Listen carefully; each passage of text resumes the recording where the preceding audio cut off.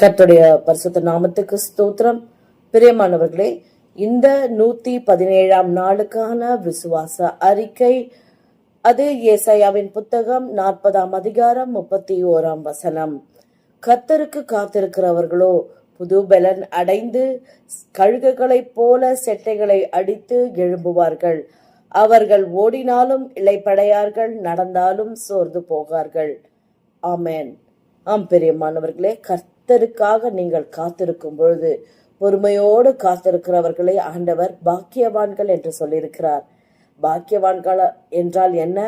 அவர்கள் நல்ல சுகத்தோடும் ஆரோக்கியத்தோடும் பலனோடும் கர்த்தர் தருகிற பலனோடும் வாழ்ந்து சுகித்திருப்பார்கள். எனவே நாமும் பொறுமையோடு காத்திருந்து செட்டைகளை அடித்து எழும்புவோம். பூமி முழுவதும் அவருக்கு சாட்சியாயிருப்போம். இப்பொழுது நாம் விசுவாச அறிக்கை ஏறெடுப்போமா?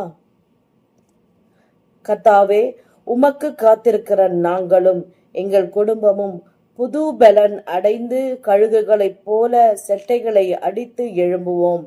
நாங்கள் ஓடினாலும் இளைப்படைய மாட்டோம், நாங்கள் நடந்தாலும் சோர்ந்து போக மாட்டோம் என்று விசுவாசித்து அறிக்கை செய்கிறோம். ஆமென். ஆம் பிரியமானவர்களே, நீங்களும் தனி நபராகவோ அல்லது குடும்பமாகவோ இதை விசுவாச அறிக்கையாக ஏறெடுத்து தேவனுடைய பலனை பெற்றுக்கொண்டு நீங்களும் கழுகுகளைப் போல எழும்பி பிரகாசியுங்கள். God bless you.